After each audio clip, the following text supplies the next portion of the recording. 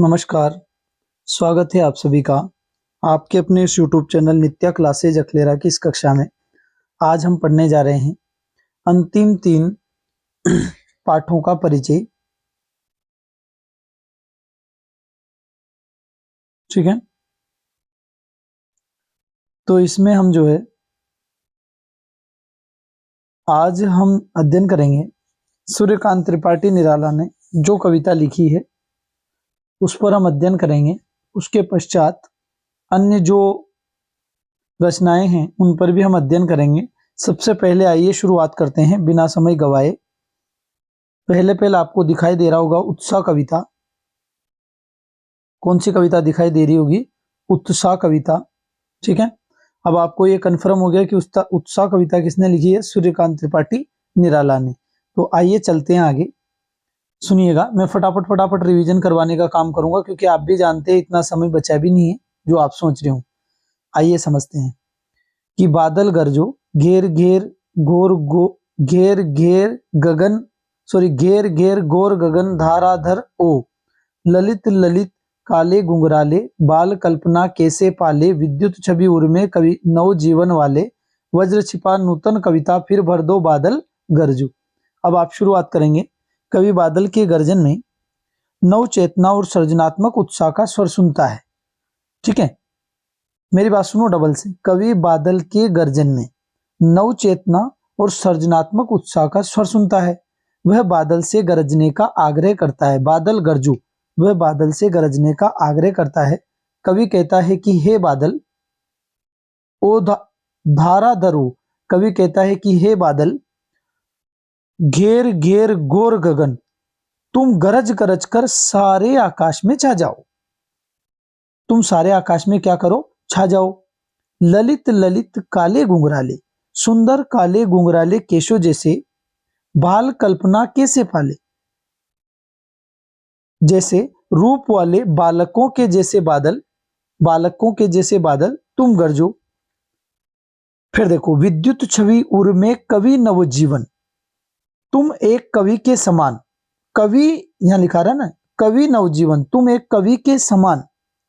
विद्युत छवि उर में, हृदय में बिजली की चमक जैसे, हृदय में बिजली की चमक जैसे उत्साह, उत्साह से पूर्ण हो। उत्साह से क्या हो? पूर्ण हो। नव जीवन वाले, तुम संसार में नए जीवन का संचार करने वाले हो। वज्र छिपा, तो अपनी वज्र जैसी विध्वंसक शक्ति को तुमने छिपा कर रखा है। ठीक है।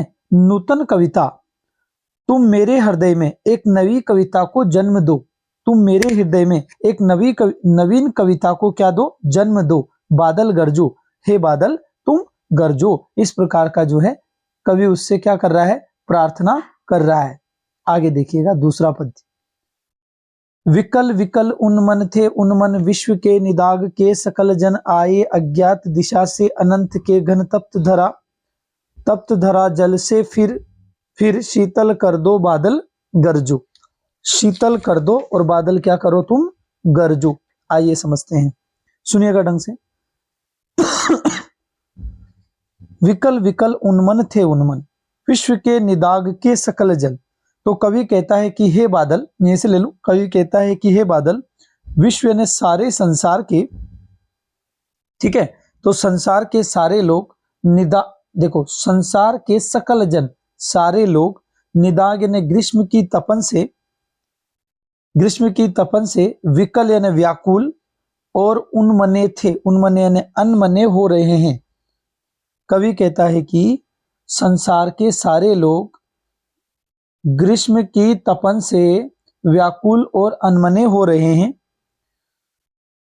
तो आए अज्ञात दिशा से अनंत के घन, ऐसे समय में अज्ञात दिशा से आकर तुम अनंत आकाश में छा जाओ।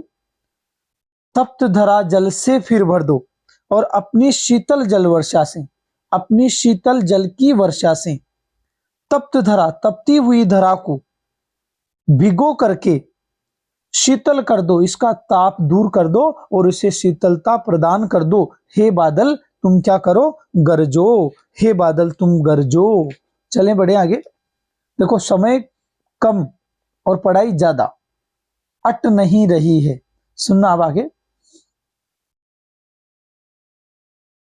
अट नहीं रही है आबा फागुन की तन, सट नहीं रही है, कहीं सांस लेते हो घर घर भर देते हो, उड़ने को नभ में तुम पर कर देते हो, आंख हटाता हूं तो हट नहीं रही है, पत्तों से लदी डाल कहीं हरी कहीं लाल, मंद गंध पुष्पमाल पाट पाट शोभा श्री, पट नहीं रही है, आंख हटाता हूं तो हट नहीं रही है। सुना, कवि वसंत ऋतु में आने वाले, यहीं से ले लेता हूं, कवि वसंत ऋतु में आने वाले फागुन मास की प्राकृतिक शोभा का वर्णन करते हुए कहता है कि, क्या कहता है, फागुन मास का, अब देखो फागुन मास का यह असीम प्राकृतिक सौंदर्य इतना विविध और व्यापक है कि, इतना विविध और व्यापक है कि, इतना विविध और व्यापक है कि सट नहीं रही है, आंखों में समा नहीं पा रहा है, आंखों में क्या नहीं हो रहा है, समा नहीं पा रहा है। तो कवि कहता है कि फागुन मास का ये प्राकृतिक सौंदर्य इतना विविध और इतना व्यापक है कि आंखों में समा नहीं रहा है। चलें आगे। अब आगे देखना, कहीं सांस लेते हो घर घर भर देते हो। सुना, फागुन की सुगंधित वायु का एक झोंका घर घर को मादक गंध से भर रहा है। ठीक है, इस मस्ती में, इस मस्ती में, मस्ती से उड़ान भरते, इस मस्ती से उड़ान भरते पक्षियों के कारण, इस मस्ती में उड़ान भरते पक्षियों के कारण सारा आकाश पंखमय हो गया है। सारा आकाश क्या हो गया है, पंखमय हो गया है। अब देखो, आंख हटाता हूं तो हट नहीं रही है, उस पर से दृष्टि हटाए नहीं हट रही है। अब आगे चलेंगे कि पत्तों से लदी डाल कहीं हरी कहीं लाल।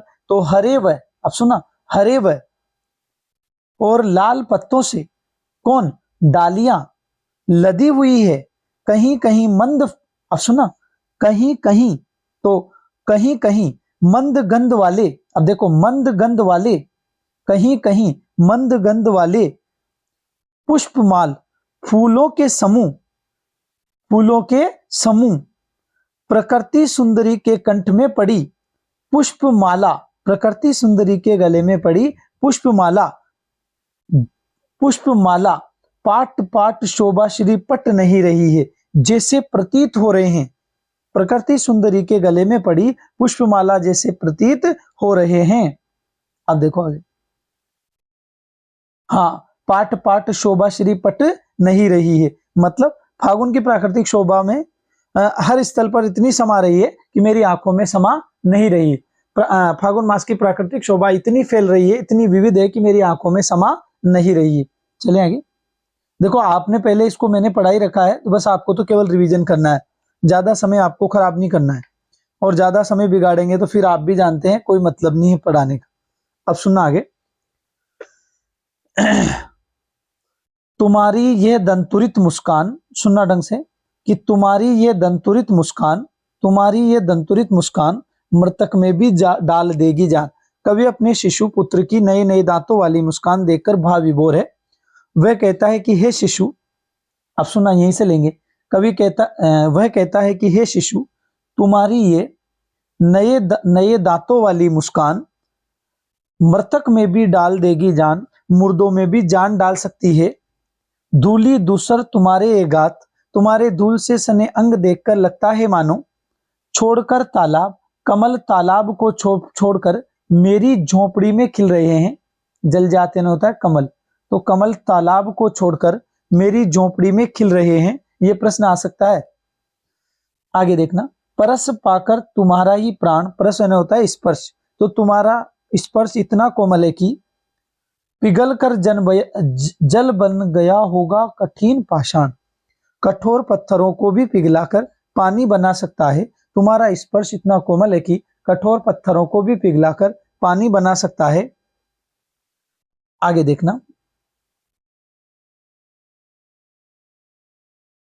अब देखो, छू गया तुमसे ही झरने लग पड़े शेफालिका के फूल, तो तुम्हें छूते ही, छू गया तुमसे, तुम्हें छूते ही मुझे शेफाली के फूलों जैसी कोमलता का अनुभव होने लगा है। बांस था कि बबूल, मैं तो बांस और बबूल के समान नीरस और कंटीला व्यक्ति था, परंतु तुम्हारे स्पर्श ने मुझे जो है क्या बना दिया, कोमल बना दिया, मुझे सुंदर बना दिया। और मुझे आभास हुआ इस बात का कि सुंदरता भी कोई चीज है, नहीं तो मैं तो इस कोमल स्पर्श को समझ ही नहीं पाता। चले आगे। अब देखिएगा दूसरा पद्य, आगे चलते हैं। तुम मुझे पाए नहीं पहचान, देखते ही रहोगे अनिमेष। तो शिशु देखते ही रहोगे अनिमेष, शिशु कवि को एकटक देख रहा है। तुम मुझे पाए नहीं पहचान, वह उसे पहचान नहीं पा रहा है। कवि सोच रहा है कि वह उसे अपलक देखने से थक गया होगा। कवि सोच रहा है कि शिशु कवि को अपलक देखने के कारण थक गया होगा, है ना, थक गया होगा, इसलिए उसने क्या हटा ली होगी, आंख फेर ली होगी। ठीक है। क्या हुआ यदि हो सके परिचित न पहली बार, शिशु ने उसे पहली बार देखा है, शिशु ने उसे पहली बार देखा है, वह कवि से परिचित नहीं है। अब देखना, यदि तुम्हारी मां न माध्यम बनी होती आज, शिशु की मां ने ही उसका शिशु से परिचय कराया है, शिशु की मां ने ही उसका शिशु से परिचय कराया है। यदि मां माध्यम न बनी होती, यदि मां ना क्या बनी होती, माध्यम न बनी होती, तो कवि शिशु की इस दंतुरित मुस्कान को, इस दंतुरित मुस्कान को न तो देख पाता और न जान पाता। कवि शिशु की इस कोमल, इस दंतुरित मुस्कान को न तो देख सकता था और न जान पाता था, क्योंकि ये परिचय कराने का माध्यम कौन बनी, उसकी मां बनी, शिशु की मां। आगे बढ़ते हैं। ये तीसरा पद्य आपको दिखाई दे रहा होगा स्लाइड पर, देखिएगा इसको। अरे धन्य तुम माँ भी तुम्हारी, धन्य चिर प्रवासी में इतर में अन्य, इस अतिथि से प्रिय तुम्हारा क्या रहा संपर्क, उंगलियां माँ की कराती रही मधुपर्क। देखते तुम इधर कन की मार और होती जबकि आंखें चार, तब तुम्हारी दंतुरित मुस्कान मुझे लगती बड़ी छविमान। सुनिएगा, यहां भी वही बात है, फटाफट फटाफट हम जो है रिवीजन कर देते हैं इसका। सुनिएगा, कवि शिशु को संबोधित करते हुए कह रहा है, कवि कह रहा है भाई शिशु को संबोधित करते हुए कह रहा है कि वह धन्य तुम, तो वह और उसकी मां, वह और उसकी मां दोनों ही धन्य हैं।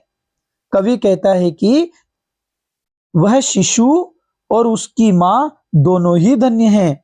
आगे सुनना, शिशु बाल चेष्टाओं और मोहक छवि के कारण धन्य है, तो उसकी मां उसे जन्म देने के कारण क्या है, धन्य है। आगे सुनना, चिर प्रवासी में इतर में अन्य, कवि स्वयं को पराया, कवि स्वयं को पराया और एक मेहमान जैसा अनुभव कर रहा है। चले आगे। इस अतिथि से प्रिय तुम्हारा क्या रहा संपर्क, बच्चा उसे कैसे पहचान पाता, क्योंकि शिशु का कवि से कोई संपर्क नहीं रहा। उंगलियां मां की कराती रही मधुपर्क, शिशु ने तो आज तक केवल मधुर वात्सल्य बरसाने वाली मां को ही पहचाना है। देखते तुम इधर कनखी मार, कवि शिशु से कहता है तुम मुझे कनखी मारकर देख रहे हो, कनखी मारकर मतलब तिरछी नजर करके देख रहे हो। और होती जब आंखें चार, किंतु जब परस्पर नजरें मिलती है तो तुम नजर हटा लेते हो, तब तुम्हारी दंतुरित मुस्कान मुझे लगती बड़ी छविमान। उस समय तुम्हारी छोटे छोटे दांतों वाली यह सुंदर मुस्कान मुझे बड़ी प्रिय लगती है, मुझे बड़ी प्यारी लगती है, मुझे बड़ी मन को मोहने वाली लगती है। ऐसे समय में मैं तो धन्य हो गया, क्योंकि तुम्हारे दर्शन करने से ही, हे शिशु तुम्हें देखने से ही मैं जो हूं धन्य हो गया। कहने का मतलब तुम्हारी मां धन्य थी, तुम धन्य थे, परंतु तुम्हारे साथ साथ तुम्हारे दर्शन करने से मैं भी धन्य हो गया। आगे बढ़ना, फसल कविता सुनना ढंग से।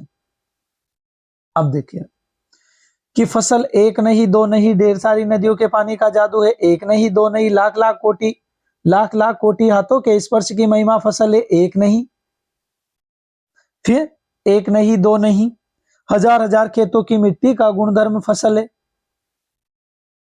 तो शायद नीचे है, तो मैं यहां तक पहले समझा देता हूं, फिर आगे समझा दूं। सुनिएगा, कवि ने इस अंश में फसल के भौतिक स्वरूप, तो भौतिक रूप के साथ ही उसके पीछे निहित संदेश पर भी प्रकाश डाला है। कवि कहता है कि खेतों में लहराती फसल, ध्यान से सुन लेना। कवि कहता है कि खेतों में लहराती ये फसल किन्हीं खास नदियों के जल से नहीं, अब सुना, किन्हीं खास नदियों के जल से नहीं, एक नहीं दो नहीं, किन्हीं खास नदियों के जल से नहीं, बल्कि ढेर सारी नदियों के जल का जादू है। पानी का क्या है? जादू है। अब आगे सुना, इनको तैयार करने में, इस फसल को तैयार करने में एक नहीं दो नहीं लाखों और करोड़ों किसानों व मजदूरों के परिश्रम का फल है। कौन? फसल। आगे चले, मतलब लाखों और करोड़ों मजदूरों व किसानों के परिश्रम ने फसल को जन्म दिया है। आगे देखना, फसल एक नहीं, फसल एक नहीं दो नहीं, एक नहीं दो नहीं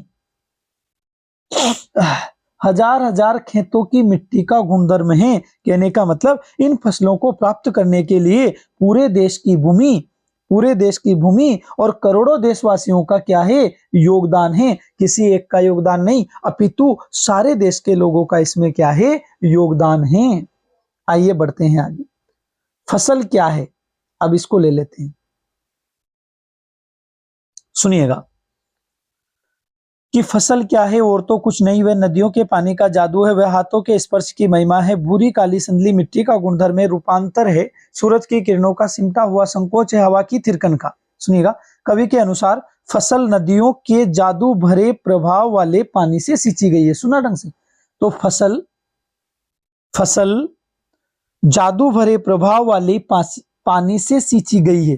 फसल और तो कुछ नहीं, परंतु वह फसल नदियों के जादू भरे पानी से सींची गई है। फसल और तो कुछ नहीं, परंतु वह फसल नदियों के जादू भरे पानी से सींची गई है, या पानी की महिमा को बताने वाली है। हाथों के स्पर्श की महिमा, तो मनुष्य के परिश्रम की महिमा बताने वाली है।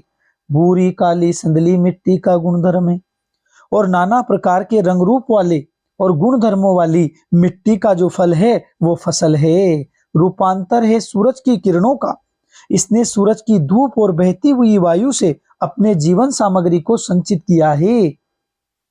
सिमटा हुआ संकोच है हवा की थिरकन का, फसल प्राकृतिक तत्वों और मानव श्रम के संतुलित योगदान का फल है। संतुलित योगदान का क्या है? फल है। सर मैं जल्दी जल्दी रिवीजन करवा रहा हूं, क्योंकि इसके पीछे एक कारण है। आप भी जानते हैं ये क्लास केवल रिवीजन वाली कक्षाएं हैं। यहाँ आपको केवल रिवीजन मतलब देखना है, समझना है बात को, ज्यादा समय आपको खराब नहीं करना है। ऐसा नहीं कि आप उसी के पीछे बैठ जाओ, यार यूं इसको रट, अरे भैया फिर इतने दिनों से क्या किया हमने, मेरी बात सुना, फिर इतने दिनों से क्या ऐसी तैसी थोड़ी कराई, इतने दिनों से क्या कर रहे थे हम। अब सुना, संगतकार कविता मंगलेश डबराल। आइए समझते हैं संगतकार कविता पर, यहीं से लेते हैं कि मुख्य गायक के चट्टान जैसे भारी स्वर का साथ देती, वह आवाज सुंदर कमजोर कांपती हुई थी। वह मुख्य गायक का छोटा भाई, उसका शिष्य या पैदल चलकर सीखने आने वाला दूर का कोई रिश्तेदार मुख्य गायक की गरज में वह अपनी गूंज मिलाता आया है प्राचीन काल से। अब मैं आपको बोलना शुरू कर देता हूं। संगीत कार्यक्रम में मुख्य गायक का स्वर जो होता है प्रधान होता है। संगीत के कार्यक्रम में मुख्य गायक का स्वर क्या होता है? प्रधान होता है।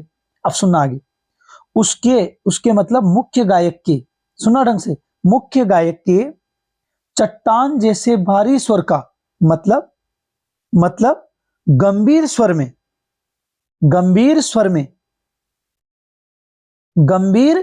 में वह अपरिपक्व स्वर में, देखना, मुख्य गायक के चट्टान जैसे भारी स्वर में, वह यानी वह संगतकार आवाज आवाज सुंदर कमजोर कांपती हुई, मतलब अपने अपरिपक्व स्वर को सुंदर, मैं बात नहीं सॉरी आप बात नहीं समझ पा रहे, डबल समझा रहा हूं। संगीत कार्यक्रम में मुख्य गायक का स्वर प्रधान होता है। मुख्य गायक के चट्टान जैसे भारी स्वर में वह संगतकार सुंदर किंतु अपरिपक्व स्वर को मिलाता है। यह संगतकार मुख्य गायक का कोई रिश्तेदार, ध्यान से सुना, यह संगतकार मुख्य गायक का कोई दूर का रिश्तेदार या कृपा पात्र हो सकता है। वह गायक का छोटा भाई, उसका शिष्य या पैदल चलकर उससे संगीत की शिक्षा लेने चाहने वाला कोई व्यक्ति हो। वह संगतकार मुख्य गायक के भारी गरज वाले स्वर में हमेशा से, मतलब प्राचीन काल से ही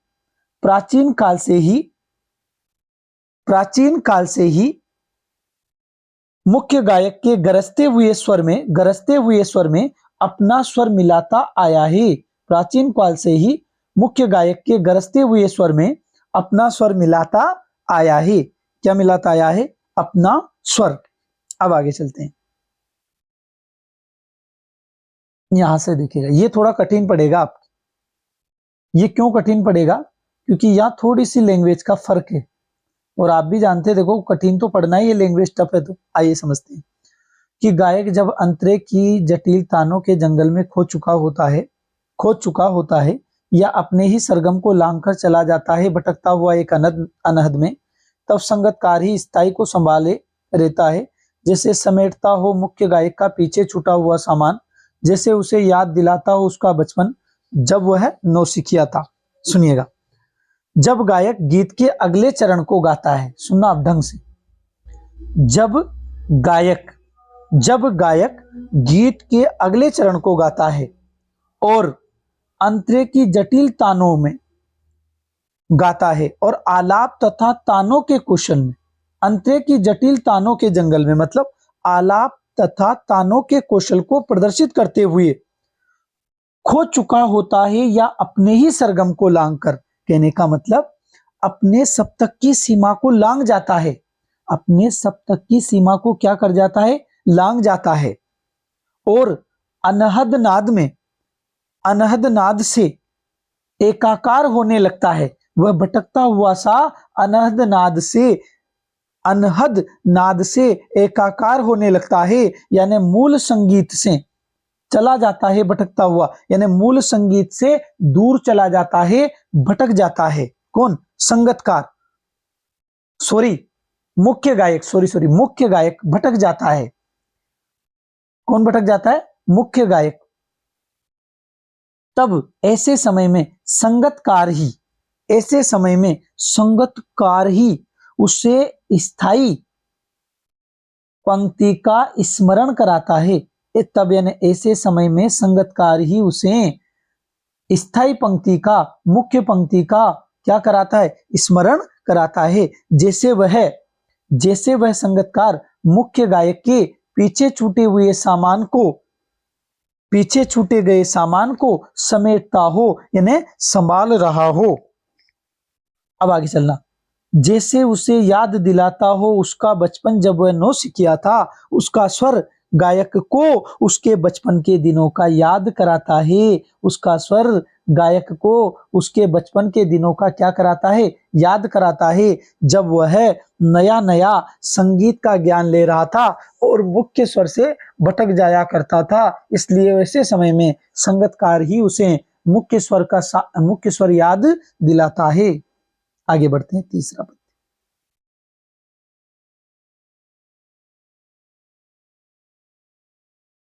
देखिए ये तीसरा पद कि तार सप्तक में जब बैठने लगता है, उसका गला प्रेरणा साथ छोड़ती हुई उत्साह अस्त होता हुआ, आवाज से राख जैसा कुछ गिरता हुआ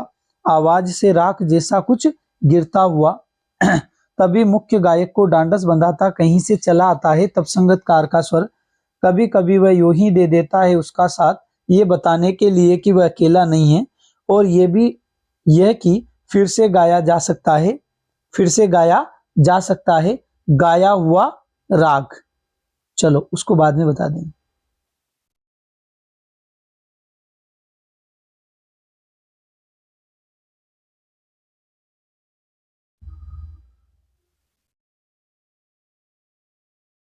फिर से गाया जा सकता है गाया हुआ राग। तो सुनना, जब गायक उच्च स्वर में गायन करता है, ठीक है, तो जब गायक उच्च स्वर में गायन करता है, सॉरी यहां से नहीं लेंगे, इसको तो हटा देते हैं, ऊपर ले लेते हैं। हाँ, जब गायक उच्च स्वर में गायन करता है, तब कभी कभी गाते गाते, जब गायक उच्च स्वर में गायन करता है तब कभी गाते गाते, तब कभी गाते गाते उसका गला बैठने लगता है, उसका गला बैठने लगता है। इससे उसके गाने की प्रेरणा और उत्साह उसका साथ छोड़ देता है, यानी उत्साह समाप्त हो जाता है। आवाज से राख जैसा कुछ गिरता हुआ, यानी स्वर का तेज मंद पड़ने लगता है, स्वर तेज के बजाय धीरे धीरे मंद पड़ने लगता है। तब यानी ऐसे समय में मुख्य गायक को संगतकार का स्वर डांडस बंधाता, यानी सांत्वना प्रदान करता है, उसके डूबे आत्मविश्वास को नवजीवन प्रदान कर देता है। कहीं से चला आता है तब संगतकार का स्वर, तो ऐसे समय में संगतकार का स्वर पता नहीं उसे संभाल लेता है, पता नहीं किस समय उसे संभाल लेता है।